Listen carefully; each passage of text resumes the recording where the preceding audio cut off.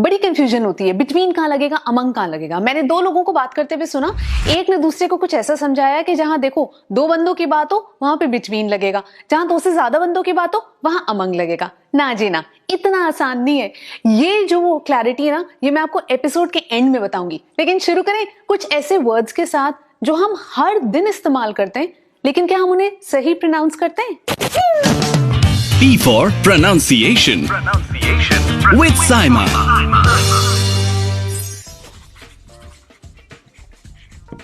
क्या लिखा मैंने? Deteriorated। पढ़ रहे हैं आप? कैसे पढ़ेंगे जब मैंने लिखा लेकिन वो छापा नहीं।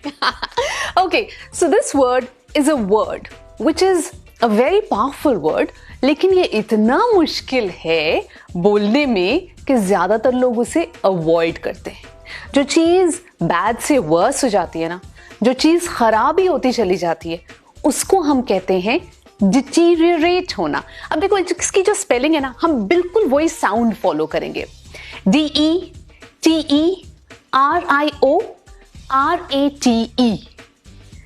डिटीरियरेट।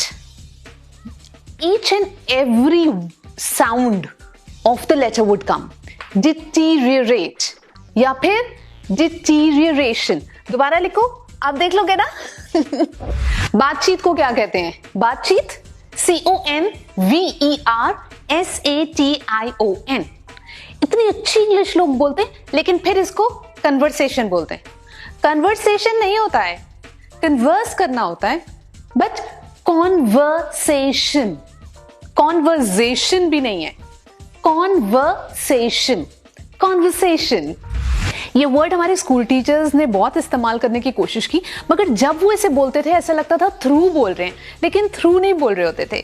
THOROUGH यानी कि detailed and careful study. Examine this report thoroughly। Now THOROUGH को थरो भी बोल सकते हैं और थरो भी बोल सकते हैं, दोनों प्रोनाउंसिएशन ठीक है।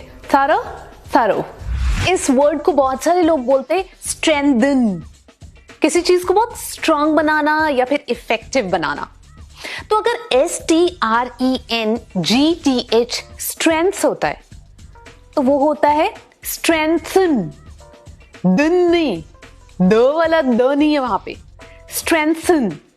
So, we have to ensure that the relationship is strengthened, not strengthened। Strength, strengthen।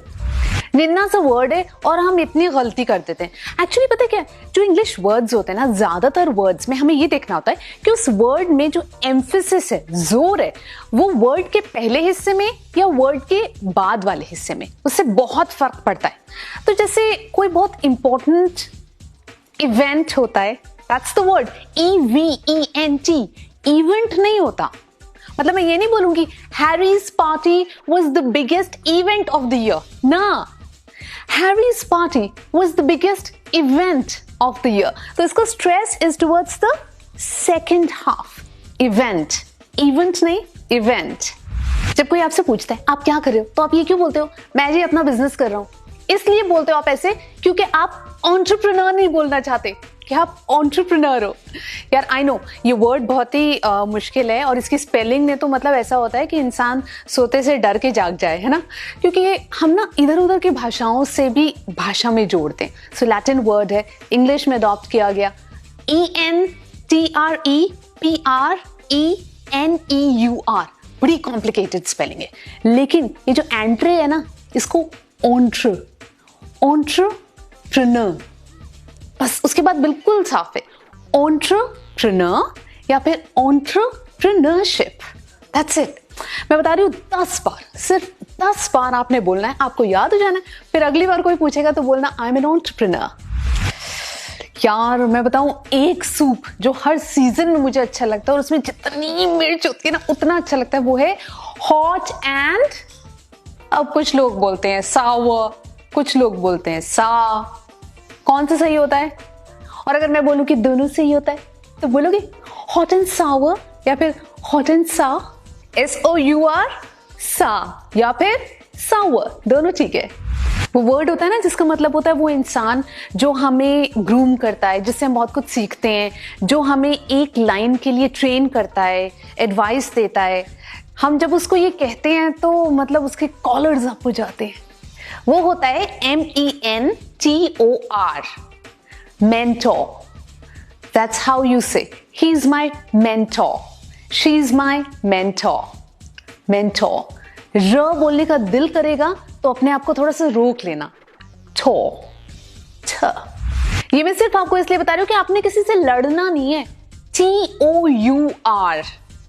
Tour भी होता है और टूर भी होता है, दोनों सही है, ठीक है। आप टूर पे जा रहे हो तो भी आप सही जा रहे हो, आप टूर पे जा रहे हो तो भी आप सही जा रहे हो। अब कंफ्यूजन का सोल्यूशन बिटवीन का इस्तेमाल करना है और अमंग का इस्तेमाल करना है।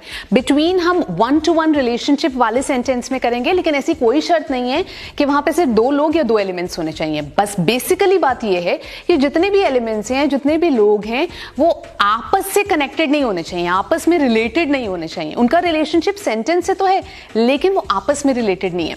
तो जहां हम ये कह सकते हैं कि there was a fight between Rohan and Shyam, या तो 2 ही लोगों की बात है, वहां ये कहना भी सही है that Rohan had to choose between a tennis racket, a guitar, a bundle of books and a car for his birthday gift. 4 चीजों की बात की है, हम 8 की भी कर सकते हैं, वो सब अलग अलग होनी चाहिए। और अमंग कहाँ इस्तेमाल करेंगे? अमंग हम वहां इस्तेमाल करेंगे जहां पे हम जितने भी एलिमेंट्स की बात कर रहे हैं उनको एज अ ग्रुप देखा जाए, एज एन एंटिटी देखा जाए। जैसे कि हम बोल सकते हैं कि there was no unity among the council members, या फिर Rita felt comfortable when she was among her friends। हो गया कंफ्यूजन का सोल्यूशन।